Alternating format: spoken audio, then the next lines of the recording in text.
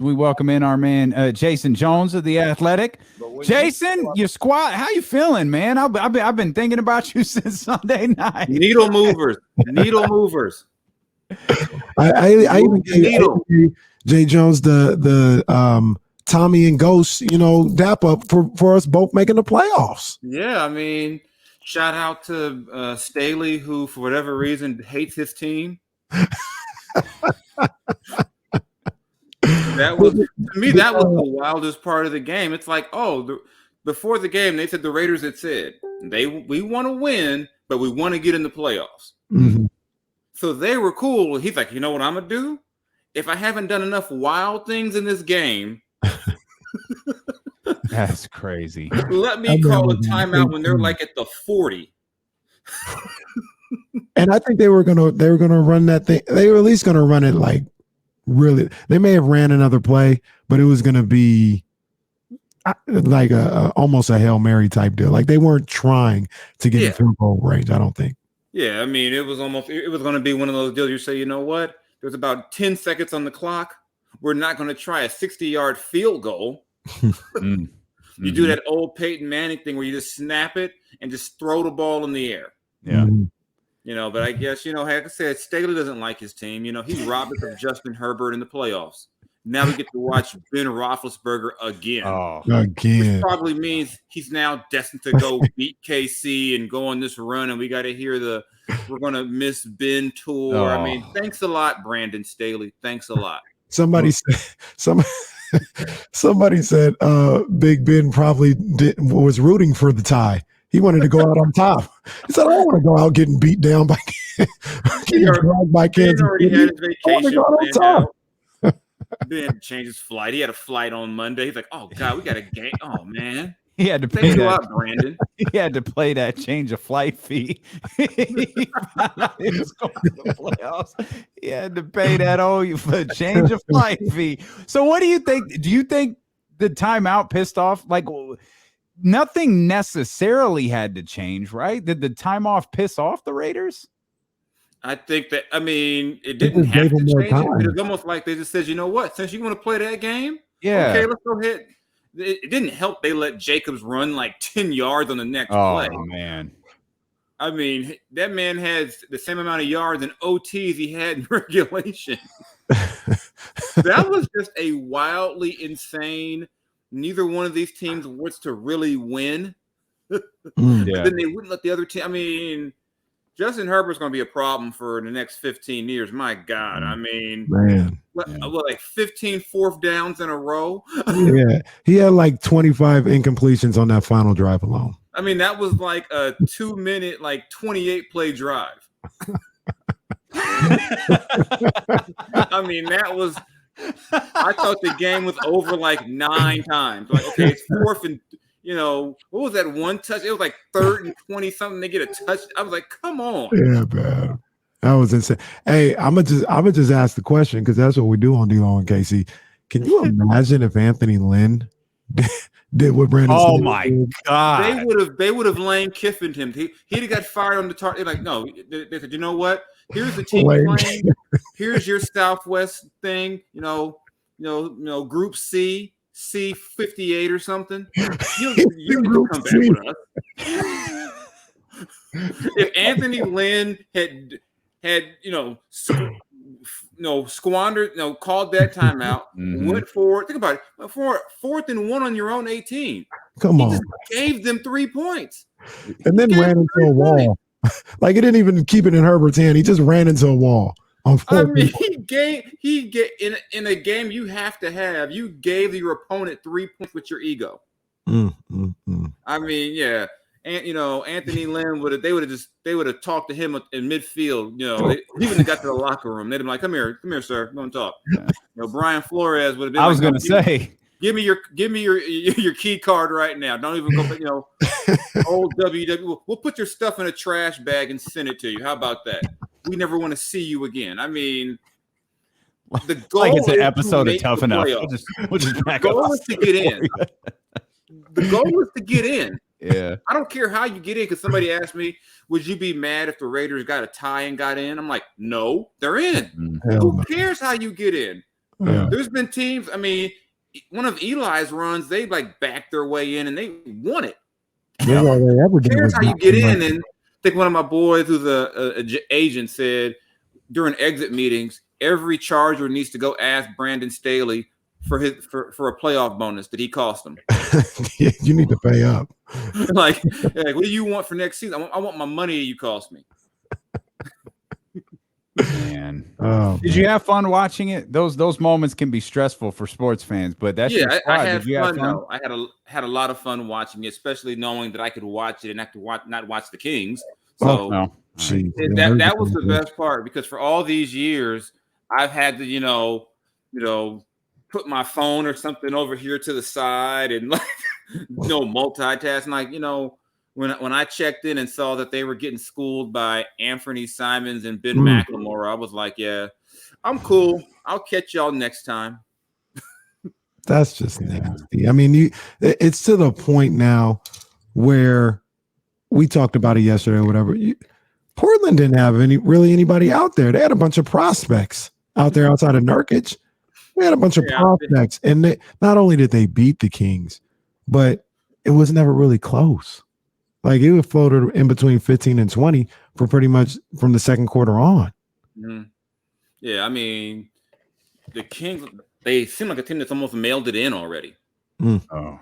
Like they look like 1, 2, 3 Cancun. I mean, even when I watched them last night, I'm like, you don't get no props for me. Well, we almost came back and won when you came out in the first half the way you did. Mm-hmm. I mean, it's at some point it's just like, I mean, like I said, I like Tyrese Halliburton a lot. Please don't break Tyrese. I mean, and you see it every few years. You see a guy come to Sacramento, then just like it chips away at him. And I mean, this is like they're not even at the halfway point of the season.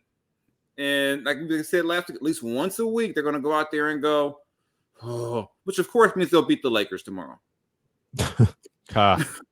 Of course, because I said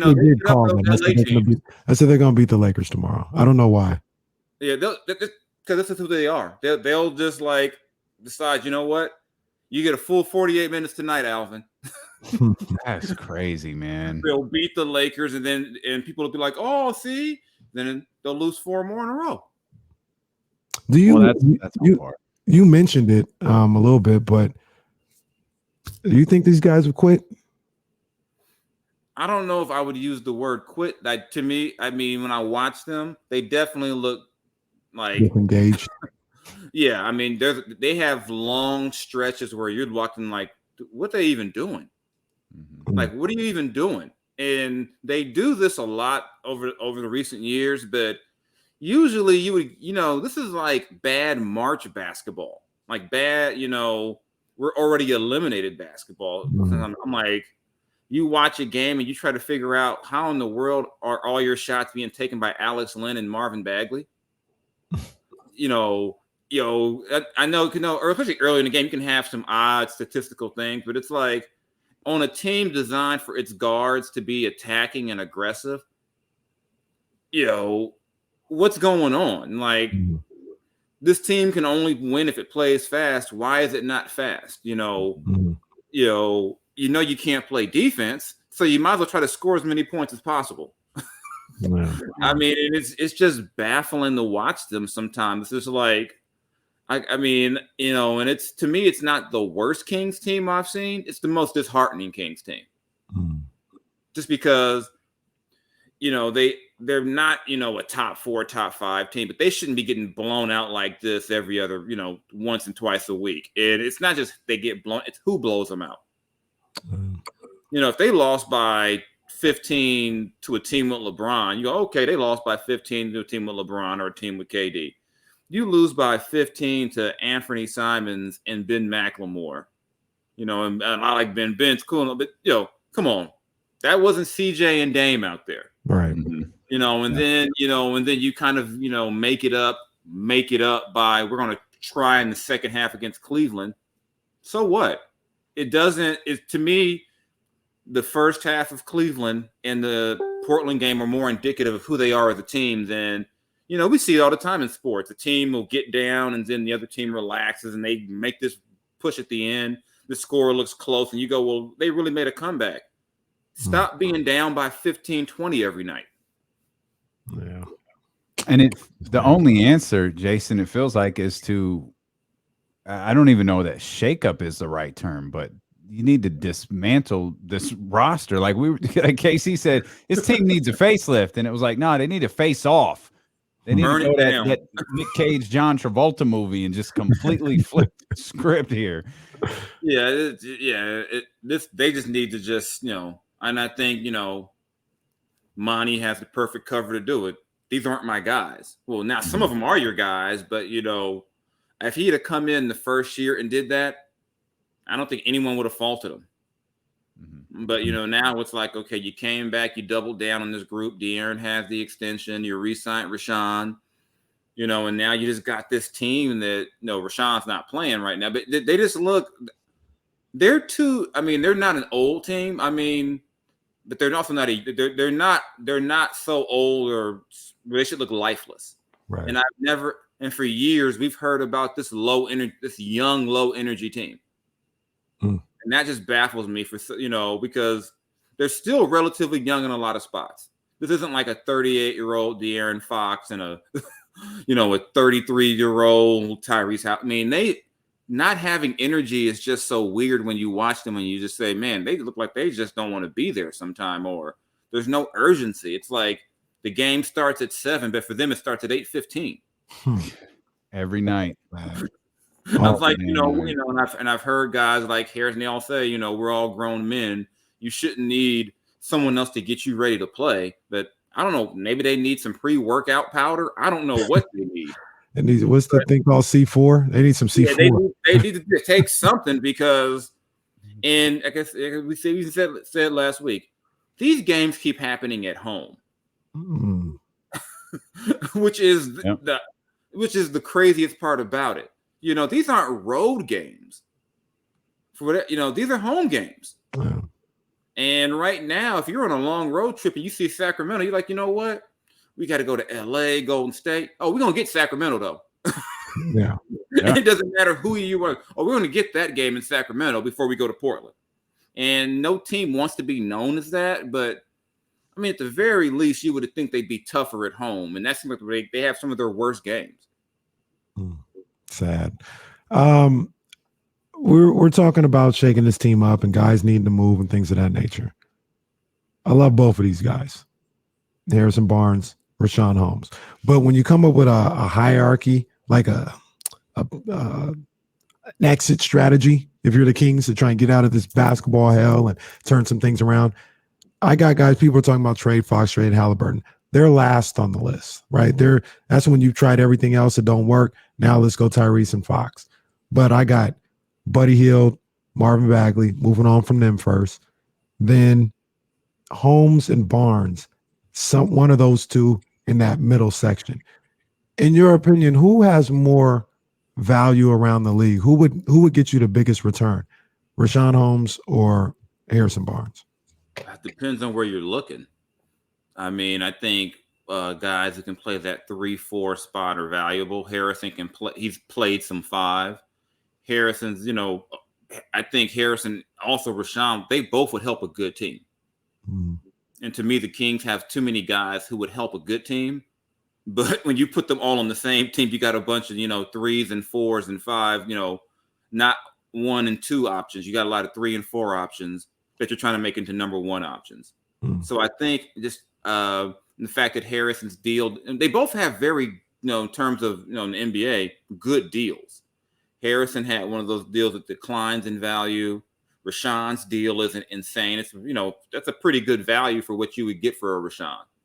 So just a matter of where you're looking. I think because Rashawn's number is smaller and you have 3 more years of him, you probably could get a team to give you more for him just because you have, the longer deal and the lower salary number. But I think both of those guys would be great on a good team, but you put them on a Sacramento team, even their best is not going to be good enough to push this Kings team to where you're talking about them being like a top 8 team. It's just not fair to all of a sudden expect Harrison Barnes to get you 25 a night or something like that. That's not who he is. Rashawn's best year is 14 and 8. Mm-hmm. That's not, those are, good, solid complementary numbers, but they aren't game changing numbers. So I don't know which one would get you. I would assume Rashawn, but it's all about what you're looking for, the fit. But to me, if you're really going to blow it up, those are the two guys you have to move. But I also like you said it's not fair to ask Harrison to score 25. You mentioned Rashawn's best. Like if Rashawn was 14 and 8, and I mean, is 17 reasonable for Harrison? Wouldn't the team automatically, if that's what they were consistently, and obviously Rashawn is in and out of the lineup because of the eye and health and safety protocols, wouldn't the team be better? Like, I don't want to. I feel like they're part of the problem. Like that sounded harsh, but like I kind of feel like they're part of the issue. I hear what you're saying. Yeah, and I mean, I hear exactly what you're saying. You don't want they shouldn't be absolved of playing better because of expectation is different. Yeah, definitely they could play better. But I just think, at the end of the day, if this team goes into a season expecting those two guys to be the two best players, it's a 30-win. They know they're a 30-win team. Mm-hmm. It goes back to, the guy, you have a max player. Mm-hmm. And fair or unfair, well, I think it's fair. The expectations on De'Aaron are much higher. Mm-hmm. And it's just the way it is, and I think the expectation for Harrison should be high. I mean, he's a good player. He can be a good two-way player. He has nights where, he doesn't shoot enough or doesn't, get you enough offense. There's nights where Rashawn is just not big enough to go against some of your elite bigs, no matter what he can try, no matter what he does, the Joker's going to be a problem for him. Just because he's a problem for anyone, especially when we talk about Rashawn, who is not, he's not a big 270-pound burly guy. So, of course, I think those guys have to play, if they play better, the team is better. But I just think in kind of the pecking order, that if we're focused on Rashawn and Harrison, we should only be focused on them if De'Aaron's playing his best all the time. If Tyrese is at his best all the time. I think we got a couple of layers to get to before we get to Rashawn Holmes. In general, I think Rashawn, when he's on the court, gives you all he has. He's gives you all he can on defense. He tries his best. I never question his effort. Only thing I really question about Harrison is, can you shoot more? And that's kind of thing, just be more aggressive. But this team starts and ends with its guards.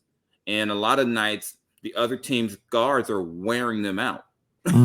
I mean, and that's just, that they can't win like that. They can't be at a deficit in the backcourt every night. And a lot of nights, like I said, Anthony Simons, and talented young player for sure, but he should not be seeing De'Aaron Fox and saying, I'm going to get 31 tonight. Right. Especially with other guys that shouldn't, and just for the last 3-4 years, we've seen too many guards come in with a golden one and say, I'm getting mine tonight. Mm-hmm. I mean, guys like Dennis Schroeder come in and get big numbers. I mean, it happens all the time. And if you have a max player at that spot, he's got to outplay Anthony Simons. Mm-hmm. There's no ifs, ands, or buts about it. If you're going to lose to a game like that, it's got to be because Anthony Simons went for like 45 and just couldn't, something ridiculous. Right. And you just can't they get outplayed in the backcourt, and they can't guard back there. I mean, their best on-ball defender is a rookie off the bench. So that means you're starting the game at a deficit unless you're going to start Davion. And like I even said, remember, was it game 2 or 3? Everyone's hyping up the Davion Steph matchup. That's it. De'Aaron should have took that personally. They're hyping up a guy in his third game instead of the guy with the max deal. Mm-hmm. Mm-hmm. And I just spoiler alert, he didn't. Yeah. He didn't take it personally. And the thing is, though, about De'Aaron, this has always been De'Aaron's kind of personality the whole time. Mm-hmm. When someone asked him the other game, you say the same thing all the time. He's like, you want to hear it again? That's just who De'Aaron is. Mm-hmm. I just think that in this season, people wanted to see something different, and they're not getting different. And like I said, coach has been fired. You got maybe a more fiery guy in Alvin. Nothing. It's the same thing. He had the rough start to the season, then he picks it up. It's like this team is pretty much where it is every year, and it just feels worse because you look at it. You look at the West. Portland's got a ton of injuries. Dallas has had a ton of injuries. The Lakers can't play defense. I mean, there's really 3 or 4 actual good teams in the West. From 5 on down, it's wide open. And you would think this is a year where a team like the Kings, if they start to gel, maybe they can slide up there, maybe even steal 8, 7, who knows? But in a year where the West is, outside of Golden State, Phoenix, Utah and Memphis, the West has been pretty blah for the most part. And of course, this is the year where they just completely can't put anything together. Right. So when I talk about Rashawn Holmes and Harrison Barnes, once again, love these guys. I just need the team to get better. And unfortunately, it may not happen with them there. You know what I mean? Mm-hmm. If it was a perfect situation and everybody was doing what they're supposed to do, then you talk about Harrison putting up 17, Rashawn doing 15. Sure, we wouldn't even be having this conversation, I don't think, but they're not. And this needs to change. Another thing that needs to change, and my partner brought up the numbers earlier, is a more aggressive De'Aaron Fox. And we had the stat earlier. What did you say, Damien? He took 20 or more shots 11 times this year. And we're on game 42.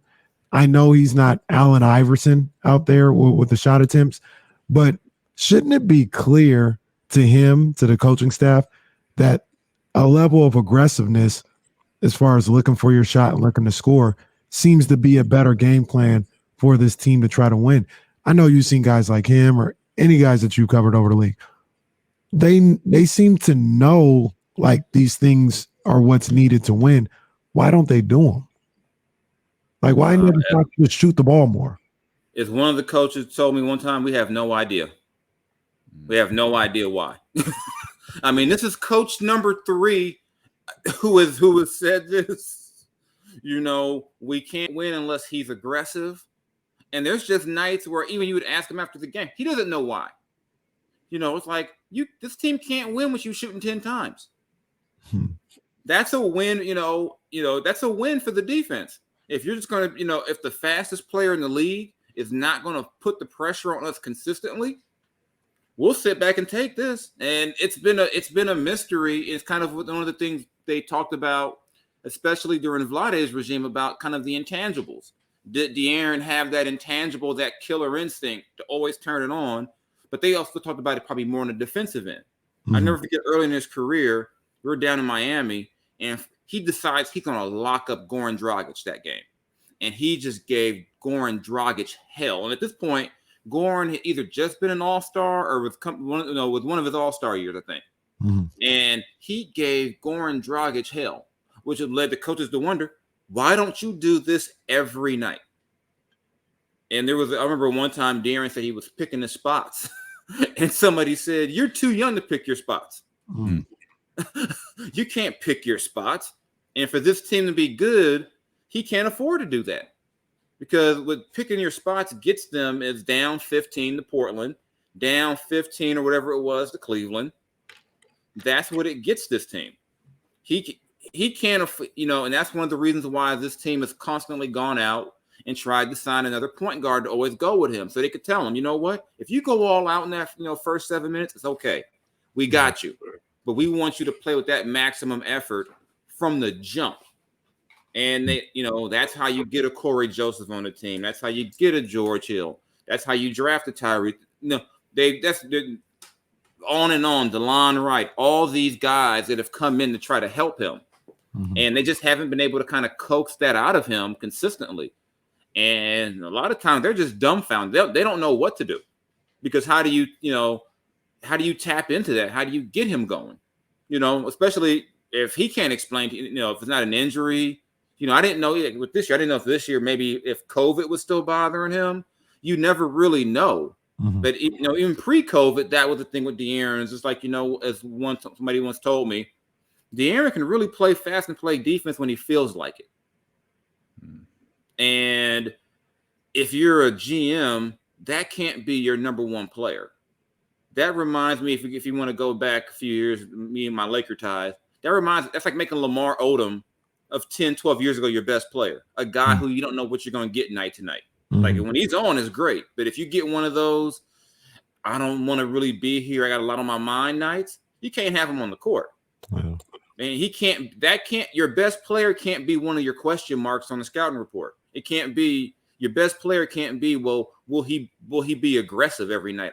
I'd love to see De'Aaron have a stretch where he's struggling, but he's going like 7 for 20, not 3 of 12. Like, no, keep the pressure on, and you just don't get that enough from him. And that's a big reason why they struggle. I mean, it's not to blame him for everything, but this is a players' league. And when your best player is up and down, it's no surprise your team is up and down, because everyone on that team looks at De'Aaron to set the pace. You could argue that maybe Tyrese defers too much to him in that regard to let De'Aaron set the pace. But when he's up and down, the team is up and down, and it's really no mystery as to what it is. It starts with him, and when they play well, he's generally playing well. So, they say, heavy is the head that wears the crown, which is kind of fitting when you play for the Kings, but they put the crown on De'Aaron, they gave him that max deal. And it's heavy, it's tough. He knows it's tough. He's a smart player. He knows all that. He got to do something with it. Wow. I pulled up these numbers as you guys were talking. Last year, 57 games De'Aaron played. He shot 20 or more shot attempts 28 times. Of those 28, I'm going to make sure this is right. He scored under 20 once. He was 5 of 20 against the Lakers and scored 12 points that day. Yeah. I don't know what that means. It's just this year the number is 11. Last year the number is 28. You see the phenomenal season that he had last year. I don't know. Something isn't adding up with De'Aaron. I refuse to believe he just forgot how to play basketball or forgot how good he was last year. Like, I don't know what it is. And I don't want to believe that, well, he got the money and just said, to me, it's deeper. There's got to be, he said he didn't forget how to play basketball. But, it's just, like I said, when I talk to people around the league, they just say when they watch him, it looks like he just doesn't want to be out there sometime. And they said, you don't know if that's something, personal. You don't know what that is. But they said there's times when you watch him play, he's just going through the motions. Wow. And as a result, the other 4 guys on the court kind of go through the motions. And then all of a sudden, 5-game losing streak.